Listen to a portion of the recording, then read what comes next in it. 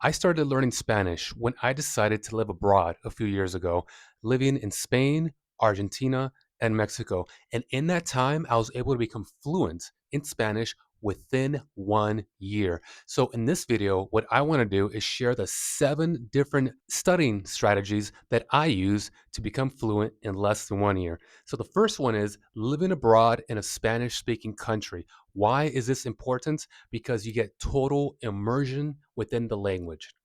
When you go into a restaurant or a cafe, taking dance classes or martial arts classes, when you're going to use the subway system, when you're visiting a clinic, whatever you're doing, it all happens in Spanish.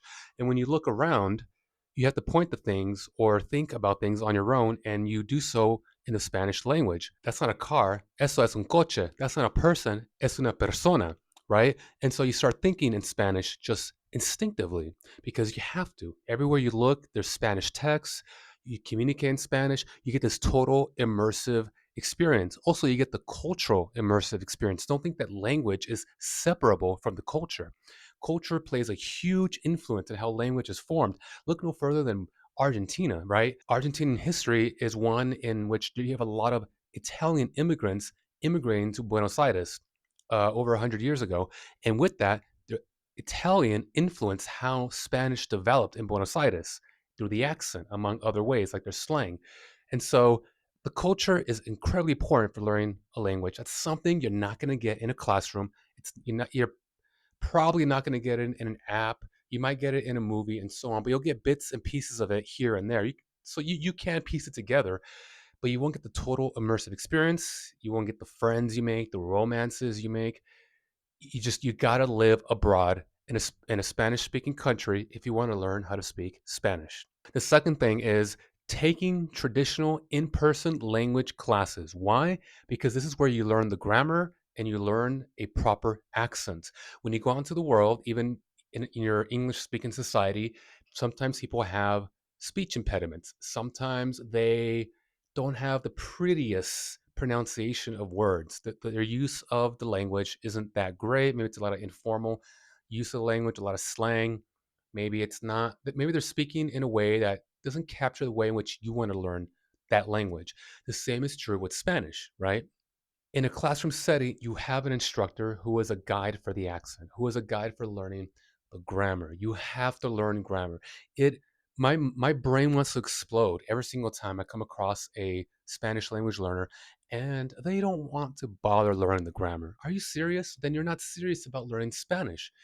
I can tell you from my personal experience, I can watch all the movies in the world dubbed and subtitled in Spanish. There is no way I was going to become fluent in Spanish just through comprehensible input alone. It's just maybe if you've been able to do that, mwah, congratulations, and you're better than me. But I had to sit down in a classroom with students, with the grammar book, with an instructor, and learn grammar and Spanish in a very traditional way. That was an indispensable part of my Spanish language education, in addition to living abroad for that total immersion experience. Number three is maintaining a daily Spanish writing practice. Why? Because you get the practice of generating the language with intention. When you go out into the world and you go speak to your Spanish speaking friends, you go to a language exchange meetup, you're being social, right? Because, well, unless you're going to speak to yourself in a mirror, you're going to speak to other people in Spanish. However, if you're anything like me, you've had that experience where you're thinking about expressing yourself in Spanish in one way. However, the words don't want to come out. So instead, you go to your easy go to default templates for expressing yourself in Spanish, which, gets the job done. People understand you, but you feel this frustrating sense of stagnation, right? You're never really able to advance your generation of the language through speech because you're always concerned. You have this like mild anxiety about disrupting the flow of the conversation. And people aren't necessarily signing up to be your Spanish instructor, right? So you want to be considerate of them. This is why maintaining a daily Spanish writing practice is incredibly important. You can take the time to think through your thoughts in exactly the way you want to express them. Maybe you're reaching for that one word that you normally don't use because you're not quite sure how to conjugate it. Maybe you're reaching for a more sophisticated and artistic use of the grammar that you otherwise wouldn't do in conversation because it still takes you a bit of cognitive processing time to piece it all together because you're new to it. You're learning a language, it's understandable.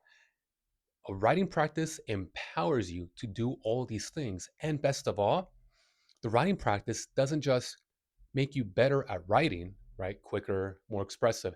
Those skills transfer over to speech, to conversation. That's been my experience. So I cannot recommend maintaining a Spanish journal enough. You got to do it if you're serious about learning this language. Number four is reading books in Spanish. This is comprehensible input for formal language, right? So it depends what book you're reading. If you're reading a nonfiction book, it's going to be mostly informal. At least that's been my experience. If you're reading a fictional novel, it could be quite literary, which is still formal. There could be some informal language in there, but it's been my experience of reading books largely introduces formal language, and you get to read how the grammar and the diction is used in the Spanish language, ways in which that maybe well, you can certainly pick that up in conversation, but there's a lot of information you're processing, right? Body language, everyone has their own little social agenda. Maybe trying to hook up with them, maybe trying to befriend them, maybe trying to get a job interview over there. There's a lot of things that's going on, right? And so when you sit down and read a book, you get to tune all of that out and just focus on your comprehensible input. See how someone who understands the language, the author, uses word choice. How do they use verb conjugations? How do they use the grammar? How do they make poetic flourishes with the language, right? I'm interested in that. I'm interested in not just the nitty-gritty communicating information, but also how to express yourself beautifully, artistically. I think we forget that language is an art. Never forget the term language arts exist. It's an art form. Number five is practice speaking every single day in real life situations. Why? Because this is experience in generating the language socially, right? So as I mentioned earlier, with the Buenos Aires example, the Italian culture influenced the generation of the Argentinian accent, right? So all of this happens in a social context. And a large reason, if not really the only reason, why we decide to learn Spanish is so we can communicate with people in Spanish. I got to tell you, writing is great. I can't emphasize that enough. But at some point, I want to go out into the world and connect with people, right? You want to speak to people. So you want that social connection. You want to be able to generate the language socially. See how people receive what you say. You can modify that. It's just like in English, but now you're doing it in Spanish with the intention of actually learning the language, using it as one more tool in your toolbox to use the language. Number six is watch Spanish movies and listen to Spanish music because this is experience and comprehensible input, mostly informal language, right? So when you're watching a movie or listening to music, it's a very laid back experience. Unless you're watching like a period piece of people or like a court movie, it's a lot of informal language. It's very relaxed. And you also need that so that when you go out and speak in the world, you don't sound like this stiff textbook, right? Because and then you get out of touch and it's hard to make friends and then you have to move out of the country and it's you want to be relaxed, you want to have a certain tact, a certain suave, a certain you want to be able to use the language in every context, formal, informal, just as we do with English. And don't even think about it in English because it's our native language, but you also want to pick up that skill in Spanish, right? So context is key there. Informal, formal, courtroom, wedding, so on and so forth, right? You want to pick all that up. Movies and music is a great way to do that, as well as, of course, speaking socially with other people. That's really the gold standard, I think, is speaking with other people, because ultimately that's the goal. So you want to practice that because that's the goal, right? Okay. But these other approaches also work, right? Everything plays its part is really the big message I want you to walk away with today. Language apps. They're better than nothing, but typically they're not great. At least that's been my experience. So the most famous language app of all is Duolingo, right? And what is Duolingo? Duolingo is a gamification of learning the language. I've tried Duolingo for Spanish, Italian, Russian, French. It's a joke.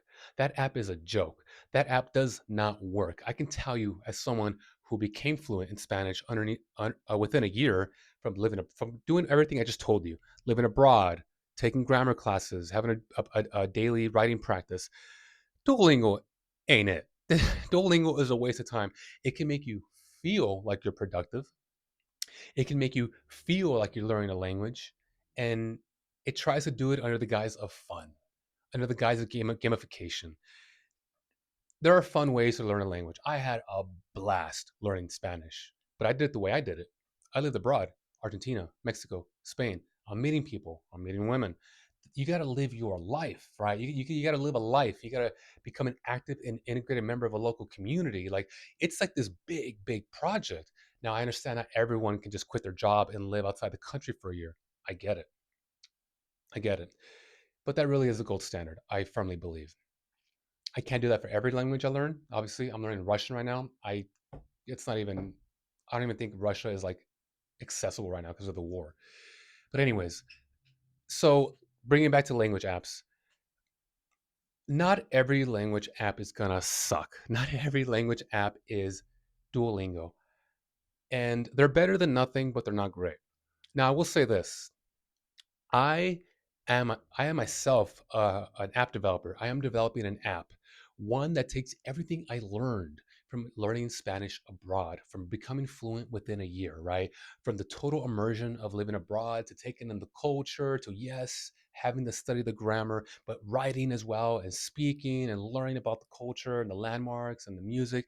I'm taking all of that and I'm imprinting that into an app. So if this is something that you're interested in doing, I'm if this is something that you are interested in learning more about and want to hear about once it's deployed, you know what to do. Like the video, subscribe in the comments section. Go ahead and type "count me in," and I'll know that you want to learn more about the app. Right. So the app should be done within the next by the end of the month, by the end of February. But I'll keep you guys posted. Anyways, self plug aside, these are the 7 best ways from my personal experience of learning Spanish abroad, living in Argentina, Mexico, and Spain, and becoming fluent in underneath a year. These are the best 7 ways that I found to learn Spanish, with a caveat on the last one, language apps. But definitely the first six. The first six are indispensable. All right, so that's the video. That's the end of the video. I'll catch you in the next one.